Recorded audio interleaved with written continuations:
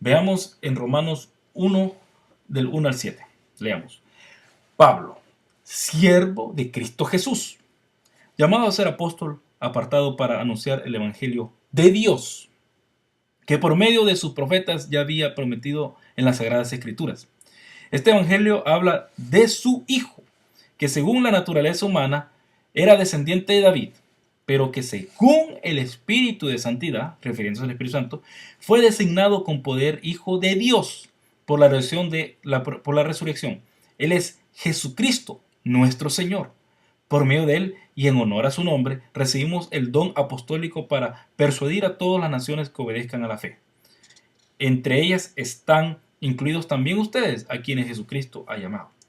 Les escribo a todos ustedes, los amados de Dios que están en Roma, que han sido llamados a ser santos. Que Dios nuestro Padre y el Señor Jesucristo les conceda gracia y paz. Una vez más, vemos ya que desde el principio de la epístola, Pablo ya hace diferencia entre las personas que constituyen la Trinidad. Pero de mayor importancia para nosotros, Pablo no ve que una persona, el Padre, se convierte en otra persona, en el Hijo, y que por último toma forma del Espíritu Santo. No, no vemos eso en Pablo.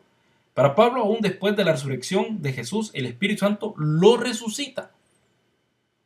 Y el Padre y el Hijo conceden paz y gracia a sus lectores, a los lectores de la carta a los romanos, cuando Pablo lo mandó. Así que podemos afirmar que Jesús es Dios basándonos en Romanos 9:5, pero no podemos afirmar que ha llegado a ser Dios por mutarse, una mutación, por ser de otro ser para llegar a ser el Hijo. Esto me recuerda a mí, y suena, no quiero sonar que estoy poniendo a Dios abajo, o no quiero sonar que estoy denigrando a Dios, porque eso es lo más lejos que está de mi mente. Por eso es que yo estoy haciendo estos estudios. Pero mucha gente toma el renacuajo, ¿se recuerda? O la mariposa, que el renacuajo comienza como una pequeña, como un huevito, después sale renacuajo y por último se convierte en una rana, un sapo. Hay mucha gente que vea, yo he visto ranas en Costa Rica que son hermosas, eh, los colores. Mucha gente sí ve que es Dios, pero Dios no es así. Dios ha existido, Dios Padre, Dios Hijo, Dios Espíritu Santo, por ahora y por siempre. Siempre ha sido así. Y eso sería otro tema también, otro tema de la Trinidad, de leerla, estudiarla. Ahorita me he concentrado en las herejías de que la iglesia primitiva peleó y luchó para aquellos que no comprendían quién era Jesús. Y en esta ocasión, en modalismo, hemos visto cómo mucha gente miraba que Jesús había sido una transformación del Padre en el Antiguo Testamento. Y las próximas, y la Trinidad tiene que ver con esto también. Solo que es un estudio más profundo aún de lo que hemos estado haciendo, o mejor dicho, tendríamos que hablar de otros temas, de cómo mucha gente dice que la Trinidad es algo pagano, que no lo es, que la Trinidad es una mención de Constantino, que no lo es tampoco. Así que eso sería para muy adelante, pero quiero terminar más herejías, porque hay muchas más herejías de parte de esta, pero quiero dar a conclusión este estudio diciendo lo siguiente. Hemos visto cómo el modalismo, tanto antiguo como moderno, no es lo que la Biblia enseña, y es una mala representación de las Escrituras, y de cómo Jesús habla de sí mismo. Eso es lo más importante, cómo Jesús se entiende a sí mismo. Jesús no se entiende como los modalistas lo explican. Jesús, como vimos en Juan, él tiene otra percepción de sí mismo, de la relación entre él y el Padre, y tenemos que seguir lo que Jesús dice, no lo que los modalistas o lo que otra persona cree que Jesús es, sino lo que Jesús mismo dice de sí mismo. Durante la historia de la iglesia hemos visto, la iglesia de estas herejías, hemos visto que muchos han querido llegar a una conclusión definitiva de la persona de Jesús, no tomando en cuenta lo que las Escrituras en su totalidad enseñan de él. Como dije, ¿qué es la teología bíblica? ¿Qué es lo que la Biblia completa nos dice de un tema? En este caso, la persona de Jesús. Debemos dar gracias a Dios por personas como Tertuliano y Hipólito, o Hipólito, siempre digo Hipólito, que estuvieron dispuestos a luchar contra el error. En el caso de Hipólito, él fue desterrado y fue perseguido por contender por la fe. Ese hombre sufrió igual como Atanasio sufrió mucho la persecución porque él defendió la Trinidad. Fue fue desterrado muchas veces Atanasio del Imperio Romano. Los arrianos tomaron control de Roma y él fue desterrado y murió no viendo los frutos de su sufrimiento, pero gracias a Dios que este hombre se paró en contra del error.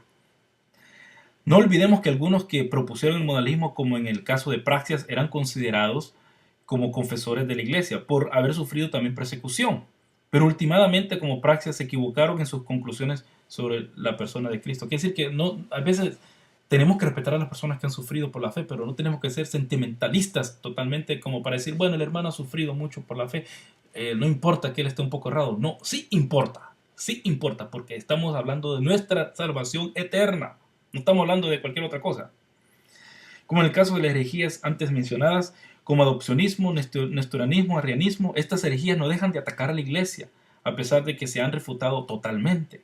El ser humano no se cansa en definir a Dios conforme a la imagen y semejanza, a su imagen y semejanza, y olvidan que es Dios quien define quién es Él en su palabra. Dios es el que dice quién es Él, no somos nosotros.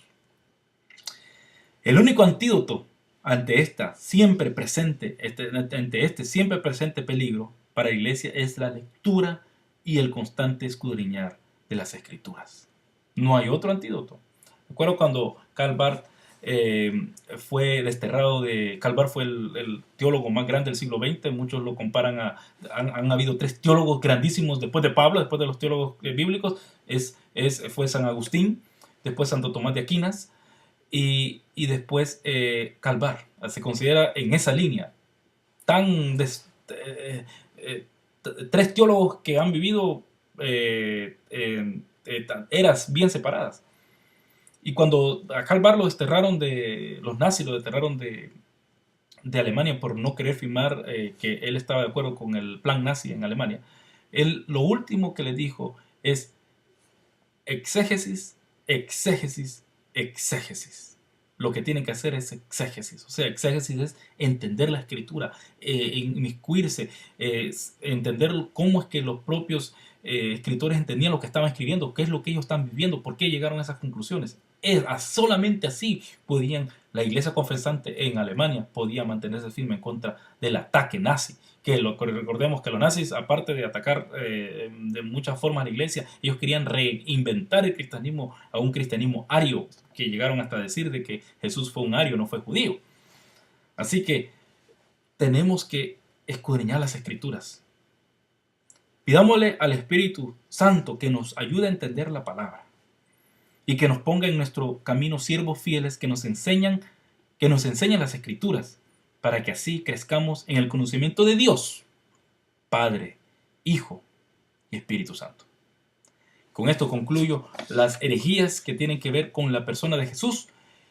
Vamos a seguir este libro siempre, y claro, este es el libro principal que tenemos, Heresies and How to Avoid Them, Why It Matters, What Christians Believe, herejías y la forma de cómo esquivarlas, por qué esto tiene importancia y por qué tiene importancia lo que los creyentes creen.